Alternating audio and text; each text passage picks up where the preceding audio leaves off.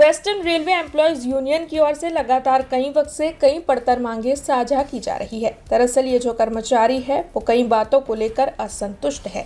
Railway प्रशासन के सामने उनकी ओर से अपनी मांगे रखी भी गई है, लेकिन इस मामले में अभी तक कोई भी सूद रेलवे प्रशासन की ओर से नहीं ली गई है, जिसके मद्देनजर परेशान हुए वेस्टर्न रेलवे एम्प्लॉयज यूनियन के कर्मचारियों की ओर से आज धरना प्रदर्शन की शुरुआत की है।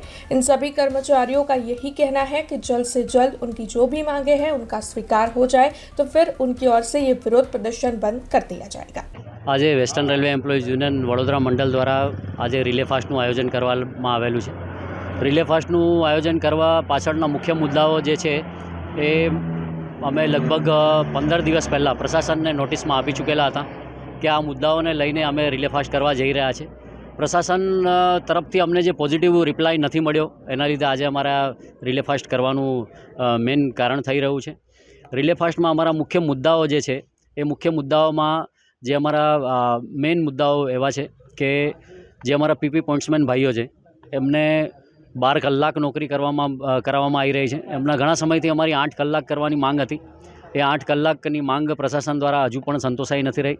એઝ વેલ એઝ અમારા જે સિગ્નલના કર્મચારીઓ છે, સિગ્નલના કર્મચારીઓની હાલત ખૂબ જ ખરાબ છે।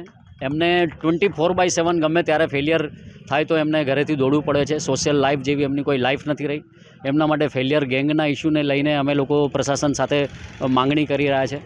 As well as latest railway બોર્ડની ગાઈડલાઇન પ્રમાણે રિટાયરમેન્ટ લોકોને ફરી રેલવેમાં રીએંગેજ કરવા પાછળ અમારો જે છે એ અમારો વિરોધ છે કે રિટાયર લોકોને તમે રીએંગેજ કરો એમાં અમને કોઈ વાંધો નથી, પણ એ જે ડાયરેક્ટ રિક્રુટમેન્ટનો કોટા હોય એમાં જે રિટાયરમેન્ટવાળા લોકોને રીએંગેજ કરવા જોઈએ અને જે લોકો પ્રમોશનલ કોટા પર રીએંગેજમેન્ટ કરે છે એ ખોટું છે।